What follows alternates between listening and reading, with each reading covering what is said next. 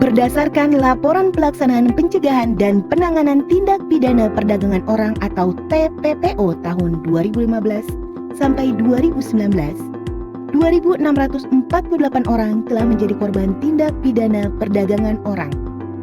87% diantaranya adalah perempuan yang terdiri dari 2.047 perempuan dewasa dan 272 anak perempuan.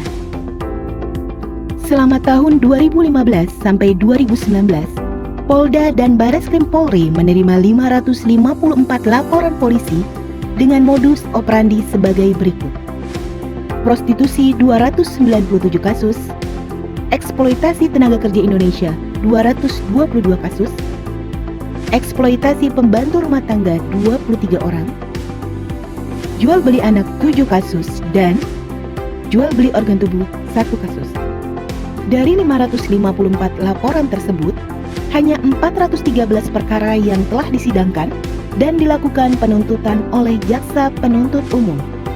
Sedangkan sebanyak 141 laporan atau 25,45% tidak dapat disidangkan karena berbagai macam kendala sehingga berakibat korban tidak mendapatkan keadilan. Berdasarkan laporan penelitian International Organization for Migration atau IOM tahun 2020, disimpulkan antara lain tantangan-tantangan dalam memerangi tindak pidana perdagangan orang di wilayah perbatasan terkait kapasitas petugas garis depan dan penegakan hukum, yaitu ada perbedaan dalam pengetahuan dan pemahaman untuk menentukan tindak pidana perdagangan orang atau TPPO di tingkat pemerintah, pembuat kebijakan, dan lembaga penegak hukum di 4 wilayah. Untuk mewujudkan pemahaman yang sama di antara APH terkait pembuktian dan pemenuhan unsur pasal atau perbuatan dan meningkatkan kualitas SDM serta kinerja aparatur dalam penanganan perkara TPPO, maka Jaksa Agung Muda Tindak Pidana Umum menerbitkan buku panduan dalam penanganan TPPO untuk para aparat penegak hukum. Buku panduan penanganan TPPO ini tersedia dalam bentuk hard copy maupun soft copy yang dapat diakses dan diunduh melalui website Jampidum.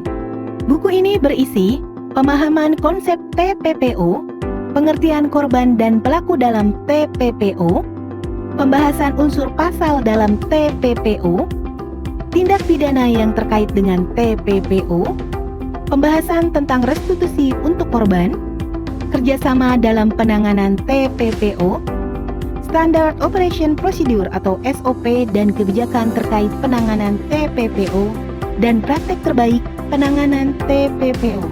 Manfaat buku panduan penanganan tindak pidana perdagangan orang antara lain memudahkan jaksa dan aparat penegak hukum lain untuk mendapatkan referensi dalam penanganan TPPO, memberikan panduan atau bimbingan kepada para jaksa di seluruh Indonesia dan APH lain dalam menangani perkara tindak pidana perdagangan orang atau TPPO. Tahapan proses penyusunan buku panduan penanganan tindak pidana perdagangan orang. Rapat pembentukan tim efektif dan penyusunan rancangan draft buku panduan, penyusunan draft awal buku panduan, dan rapat evaluasi terhadap draft buku panduan, perbaikan draft buku panduan dan lokakarya TPPO tentang restitusi dan bantuan kepada korban, rapat validasi draft final dengan stakeholder lain, di antaranya Bareskrim Mabes Polri, Mahkamah Agung, LPSK, Kementerian Pemberdayaan Perempuan dan Perlindungan Anak, Dirjen Imigrasi, dan IOM. Proses editing dan penyusunan layout buku panduan, pencetakan, dan upload di website dalam bentuk digital atau e-book. Harapan saya ke depan, kita benar-benar menegakkan hukum terutama yang menyangkut tidak perdagangan orang, karena ini benar-benar menyangkut harkat dan martabat, kemudian melanggar hak asasi manusia. Hal ini sangat bermanfaat dan sudah layak untuk dijadikan pedoman dalam penanganan tindak pidana perdagangan orang.